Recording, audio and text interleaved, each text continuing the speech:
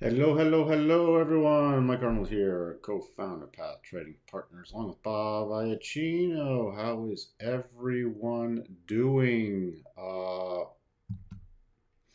the way, if you're new here, please do consider subscribing, hitting the like button, and ringing that bell. Taking a quick look at stocks. By the way, CrowdStrike came out with earnings this afternoon. If anybody else wants to look at anything else, that's what's coming out after or has come out after the market today, tomorrow morning. Not a lot. I'll glance at fuel cell energy. That's the one a lot of people follow, but more often than not, I'm just going to be watching the CPI for tomorrow morning. We already did our futures analysis. If you did miss that, then please tune in. I will also check Duluth Trading also. Maybe I'll have to check at Chicago favorite Portillo's, which came out was a new listing earlier this year. Hello, Tesla Force. Uh, let's see. What's this? Heard this is a non-trading channel, but still applies. YouTube is not reality. Trade stuff out there. Come back in one piece, everybody. Uh, YouTube is not reality. What do you mean YouTube is not reality? It's complete reality. By the way, with that, let's take a look. Let's just get straight into the stocks. I know since Tesla's Force is here, he'll want to watch for the stock with some Tesla analysis. We had the gap up today. Again, if you don't know how we play the gaps, which I hope some of the longer term viewers, though, you put on your harmonics, your retracement harmonics from the prior day's close. So we had the high area right there. We watched for the 50 to 62.5% pullback on a closing basis. I don't care if it dips a little below on the 5-minute chart, and then watch for a rotation back up, and then the plays. Here are the levels we had identified. You can go back to the earlier, even this morning market preview, 858 area to about 859. You see here running up there, moving sideways, and then topping out there. And if you look at the daily, straight to the top of the daily rotation zone. So what's next? At this point, with this little pause here, I'm going to give you the next little area. We'll update these to this pausing bar just so you have an idea in case you don't run it yourself. 870.25 with the flat 200 on the 1 hour, and then we have a significant level prior little top area. 879.50 is the next target on a continued up move. But do not ignore this 870.25. That's sort of 50-period exponential declining moving averages. Why am I blurry? That is just not right. Let's see. My face went all blurry. I don't know why that happens sometimes. There we go. There we go. Sorry about that. Don't want to have blurry mic on the screen. So those are the upside targets. Your first key support now. Should we trade back down tomorrow? Again, everything's CPI tomorrow morning. Everything's going to be keying off of that. The first support area I'll be watching is about this 842. 842, nearly first cross the rotation zone and a harmonic level right there. Then what do we have? 842. Then we have the gap fill down to about 820. What's the exact gap fill? Below that, I'd be targeting 824.23. And below that, you're into a clear path move. And if we start falling back below there, also, let's see the 62.5% level. So that would be my next target, about 811. So those are the upside and downside targets for that. Again, if it has a massive rally day and you get through 880, 890 was the prior top area, and then through there, the next major is the 50 period on the 50 period exponential on the daily, and the 913 harmonic projection. So those are all your upside targets and downside targets for Tesla. Amazon announcing their stock split and buyback program. Big pop up tomorrow. Now, at some point, this could be a potential gap fill short for me. If the market rolls over with the CPI number, I will be watching for that gap fill potential short. Other than that, it's got to, before I can get into serious bullish mode, it's got a long way to run. As I said in the last live stream, 3276 area puts me back in bullish mode. Will there be some short-term upside plays? Yeah, but they're not longer-term holds yet for me. 3077 on a continued run-up is my next target area. That's this flat resistance area with the declining 50. You get above there, I already have the next level marked off, so 3163. But I will be watching longer term for another rollover play in Amazon. Abraham, welcome, welcome, welcome. You want XPEV? XPEV resistance is 3118. So on a rally, that's into the daily rotation zone, this prior little support area becoming resistance, and then above there, if it does continue higher, you're looking at about 3350, 3370, somewhere in there. That would be your next upside target. Again, if this how this is trading though, I'd be watching for you do get the bounce move, I'd be watching for a longer term rollover play still. It's still not in positive conditions yet. Anything on this move up would be, it did trigger a very short term buy signal, but again, that buy signal now targets roughly that 3120 area. Hey Mike, hey, welcome Jake. ADP double bottom, curious what your thoughts are if you play something like this. ADP. It's confirmed, but I'd wait for a trigger on this. Let me take a look at the whole spectrum of stuff. It is valid. It's confirmed, but you have the 200, the 50 right in the way, and you have not got a close above there. So I'd be waiting for a close and then a pullback move, personally. I'd wait for a daily close above there because you have a lot of overhead resistance, and did it fill this gap completely? You had that gap fill to 216.88, the high being here, 213. No, there's still a little gap overhead resistance right at that 200. You still have the 50 to 200. It's not been able to get a clean close. What my play would be, since generally this can trade back and forth, you get a close above above this. I'd even wait above the 1139. I wait for a close above 213 and then watch for a pullback play and a rotation back up. What's interesting is you have an advanced clear path, even roughly with the targets being the second target is roughly part of the breakdown zone. So that could be an interesting play once you get a lot of this resistance out of the way. I'd be patient still, since it has not been able to get above this yet. It's stalling out. You can see it couldn't even get a close above this recent major swing high yet. Now, what's interesting also on a pullback level, you're getting the first cross of the daily. So this could be a really longer term play. And you see here, you still have your weekly rotation zone in the way, which is also why I wouldn't rush in. But longer term, this could be a nice play for a long-term play. By the way, if your stop level, if you did want to get in anything, again, educational purposes only 199.27. I keep it below that area. That would be the key level for the stop. So yeah, that's the potential ADP play if anybody is interested. Hey, Sashi. Snow.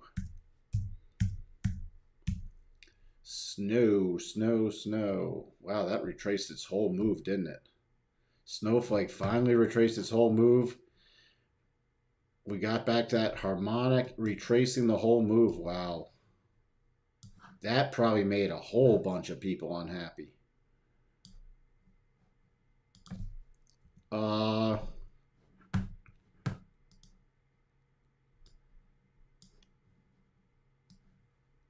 boy, well, we've identified that one. That price drop from a long way off. Snowflake. Can't stand that name for a company also, but that doesn't mean you can't trade it. This is an aggressive buy pattern. No, it's not. Sorry, it's not. turning to 12.5% harmonic. I mean, if the NASDAQ keeps rallying, your next area I'd watch for targets about 223. Let's see where that looks with the harmonics. Just at that 4-hour rotation zone.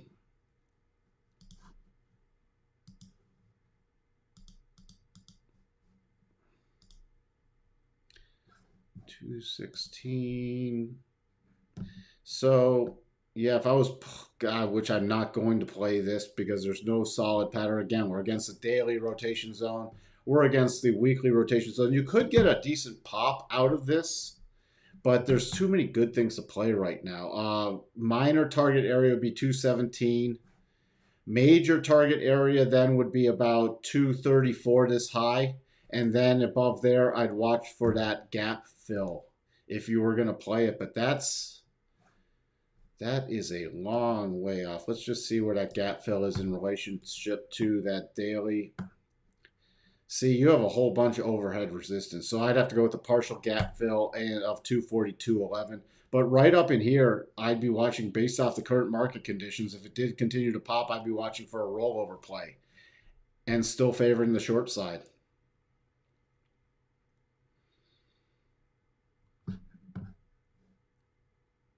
Let's take a look at TESS end phase.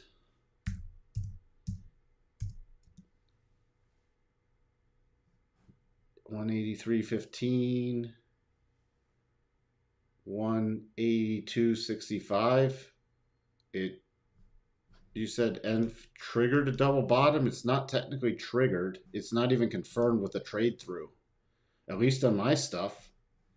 The high is 183.15, and the high yesterday was 182.65. The high today was 182. So this has not, and I only confirmed these during regular market hours, not extended trading hours. So this has not been confirmed yet on this little double. But here's your targets for it.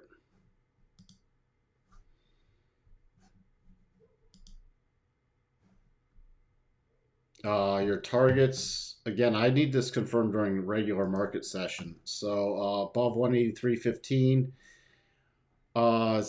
See, this is interesting too, because I would actually try to get, the way I'd fine tune this play for me is I'd want the move above 190.50 and then a retest that level. I'd give up a little of the profit objective to get through this little resistance base right here, and then you're actually into a run up to the upside. 218.03, 235.46, 252.90 are your upside targets. Jake, would Cisco qualify head and shoulders on the weekly? There's a hitch between the left shoulder and the head, though. Upward sloping neckline. Let's take a look.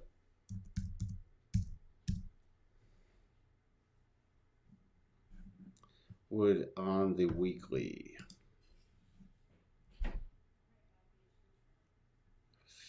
See, you got no. And here's why. You have a double shoulder. You can't just use this because you had this run up before that. So it's gonna, no, it's way too, there's too many problems with it. This humpback double shoulder thing, and then this is just a mess over here. That is just a horrible mess.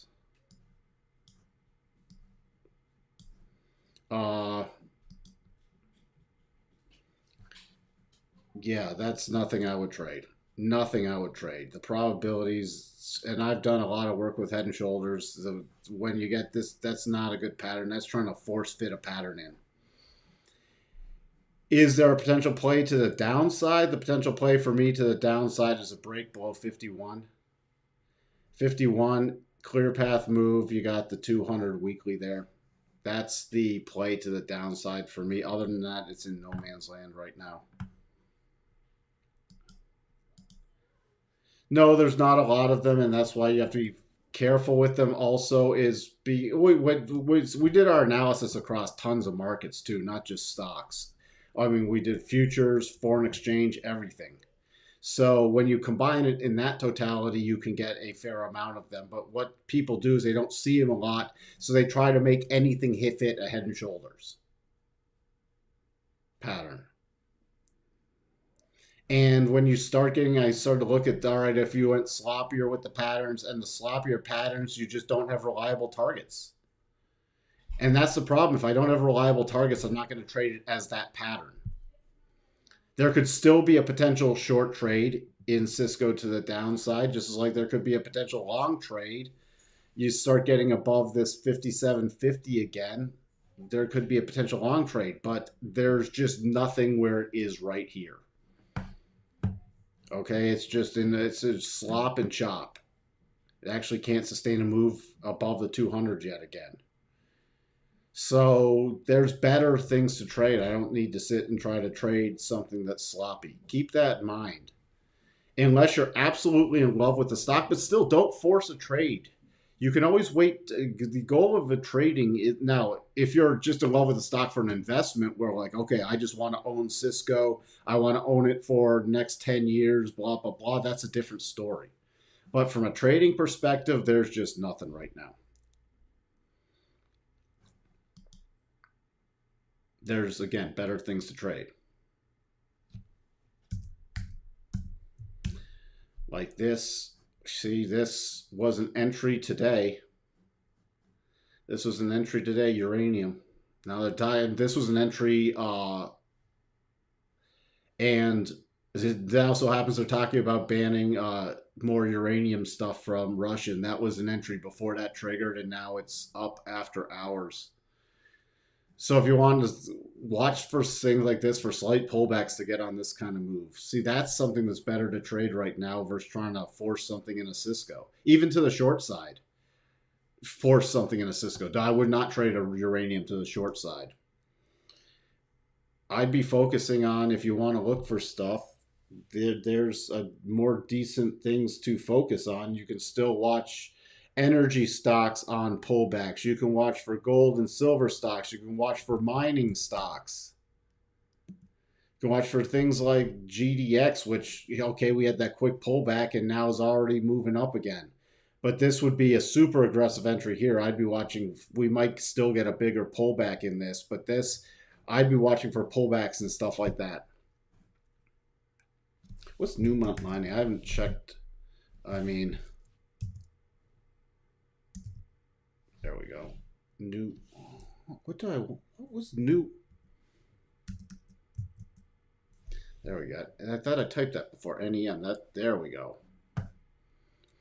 Haven't looked at that. And this is just a long-term play also. But again, a little overextended, but you get a pullback on these kind of things, definitely playable. Definitely playable. By the way, for a teacher, I didn't update my chart in here, but this is a great example of where you use the reverse harmonics. I did this on my other trading platform. So there were your reverse harmonics back in time. First target, spike up right near that second target, reversal back down. So, and then longer term now with this reversal back down, now you can go back to forward harmonics. And this, especially when gold starts running again, you could easily see 88 level right there. Yeah, we took a look, Kalani, at Amazon already.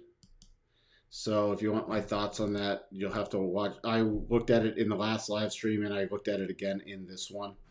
Anything else, real quick? Anything else anybody wants to look at before I wrap this one up? I have a lot going on. Overall tip is to watch for things that are in trend mode in pullbacks, and that's not a lot of your mega cap. We still might get pops like with Amazon. You're going to get that pop up, but again, I gave the targets on here, but I'm not. This is not in a long-term hold yet for me. There could be a short-term trade both to the upside and the downside, but nothing's long-term. Again, long-term, I have to see it above 32.77 before I'm interested. With that, if you're new here, please do consider subscribing, ringing that bell, and hitting that like button.